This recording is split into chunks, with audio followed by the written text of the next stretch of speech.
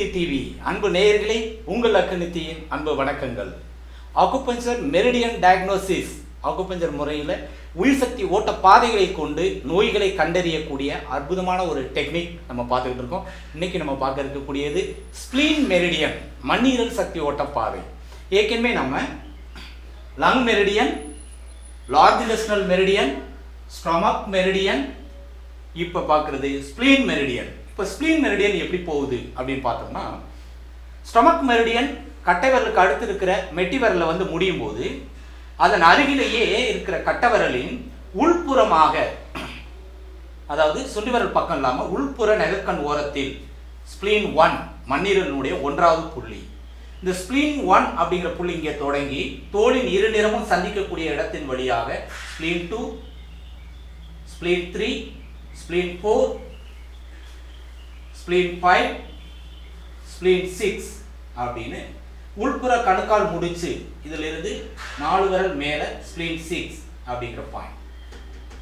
அப்போ இந்த spleen meridian இதன் வழியாக காலினுடைய முன்புறம் பின்புறம் உள்புறத்தினுடைய மத்தியில் இந்த மெரிடியன் லைன் இப்படியே வரும், ஸ்ப்ளீன் மெரிடியன்.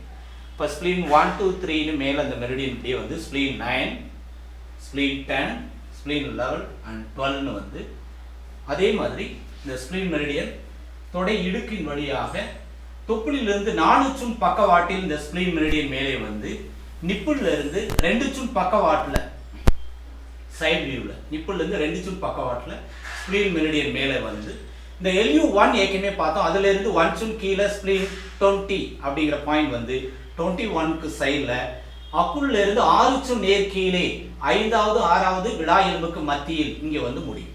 இந்த ஸ்ப்ளீன் மண்ணீரல் சக்தி ஓட்டப்பாதை கால் கட்டை விரலில் மரமரப்பு, எரிச்சல், வலி, கட்டை விரல் நகத்தில் புண்தன்மை ஏற்படுவது அல்லது கருப்படிக்கிறது, நகம் சொத்தையாகிறது, இது போன்ற பாதிப்புகள் இருந்து கட்டவரல் கிரிப் இல்லாமல் இருக்குது. சில பேர் கால் கட்டவரல் பார்த்தோம்னா இப்படி மேலே அசைக்க முடியாது, செப்பல் கிரிப் இல்லாமல் செப்பல் கலண்டு முன்னாடி போகும்.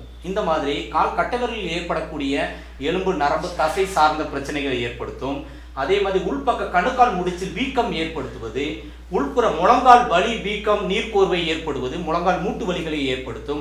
அதே மாதிரி கால் தொடை பருமன் ஏற்பட்டு 2 கால் தொடையும் ஒன்றோடு ஒன்று உரசுவது, புண் ஏற்படுவது. அதே மாதிரி அடிவயிறு தளர்வு ஏற்படுவது, இந்த வயிற்று பொறுமலை ஏற்படுத்துவது, வயிறு சம்பந்தப்பட்ட பிரச்சனைகள் உருவாக்கும். பிளஸ் மார்பினுடைய பக்கவாட்டு ஓரத்தில் சென்று சைடில் வரும்போது இந்த மார்பினுடைய பக்கவாட்டு ஓரத்தில் இந்த பகுதியில் மார்பு தளர்வு ஏற்படுவது, அதே மாதிரி மார்பு வீக்கங்கள் ஏற்படுவது, இந்த சைடில் கட்டிகள், ஏர் பபிள்ஸ் ஃபார்ம் ஆகும். முக்கியமாக அக்குபஞ்சர் முறைப்படி மண்ணீரல் என்பது கர்ப்பப்பையோடு தொடர்புடையது. அப்படின்னால பெண்களுக்கு மாதவிடாய் காலங்களில் மாதம் தலை குளிக்கக்கூடிய அந்த மாதவிடாய் காலங்களில் 1 வாரத்துக்கு முன்பே இந்த நெஞ்சில் ஒரு பாரம் அல்லது ஹீட் ஆகும், சூடாகும், நெஞ்சு சூடாகும், பாரமாக தொட்டாலே வலிக்கிற அளவுக்கு ஒரு சென்சிட்டிவாக இருக்கும். இது மண்ணீரல் சக்தி ஓட்ட பாதையினுடைய ஹைப்பர் ஆக்டிவ் அப்படின்னு சொல்லுவோம்.